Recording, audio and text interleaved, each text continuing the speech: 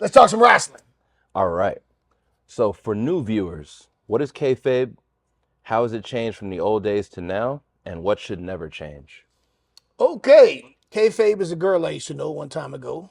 Uh, that's a Jim Cornette joke, or some bastardization of one.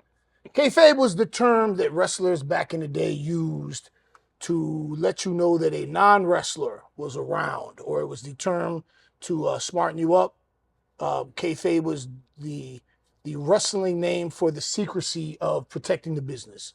When we still presented professional wrestling as quote unquote real, uh, if somebody came around who wasn't a part of the business and Dwayne and I were talking and I saw them walking up from behind, I said, kayfabe, kayfabe. And you'd stop talking about the business.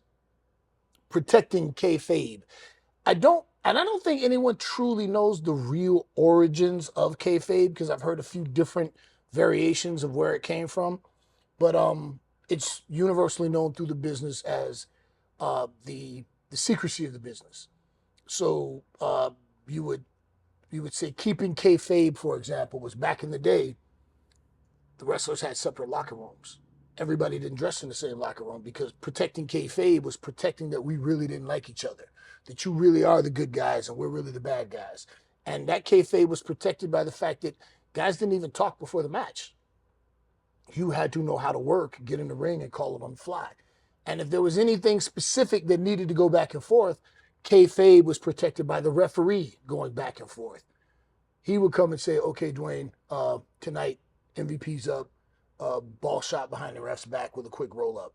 That's how you know what the finish So, is. quick question though, P, but you're in the locker room, so Mm-hmm. fans can't see this. Right. So is it just workers, other people that work for the company that they're trying to not let in on Yeah, yeah. No, kayfabe? the kayfabe was only for people in the business, and if you were what we call back in the day smartened up. Yeah. So it would just like people who worked in the building, they weren't allowed back there. Oh, then why separate? Why heels one place and good guys? Because the baby faces got to come out of one entrance and the heels got to come out of the other entrance. We don't come out of Oh, the same okay, entrance. okay, Yeah. okay, okay. And yeah, even so, yeah, there were people that might be in the hallway in the building, certain areas, but like not in the dressing room. So they would say, "Oh yeah, I see them. They're in the same dressing room." You know, they don't know. I see them. They're over there, and we're over there.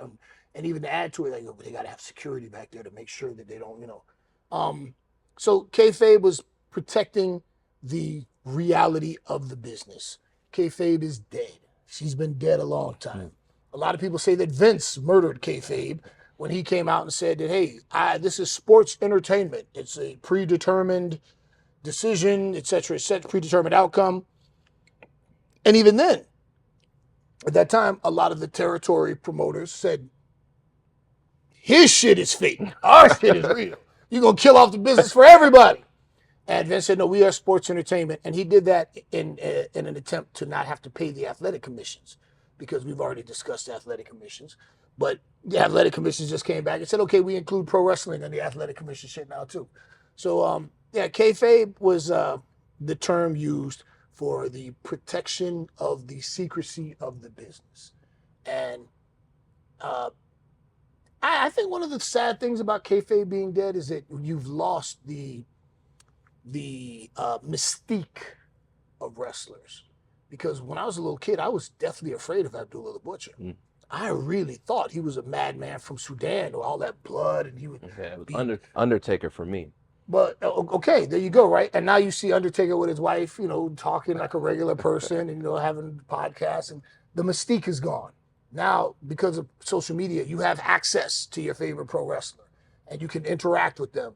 So I remember being a kid, you know, and the only time you were able to see wrestling was on your local channel for your local promotion and the wrestling magazines.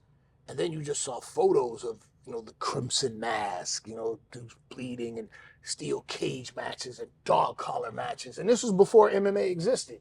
And I always say wrestling was MMA before MMA. And I remember being a little kid thinking, who are these men? Like, I would be scared to fight somebody bloody in a cage. And they're fighting. I can't wait till I see you on the 31st at the forum or whatever, you know.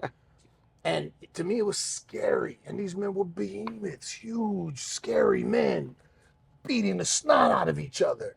That's gone now.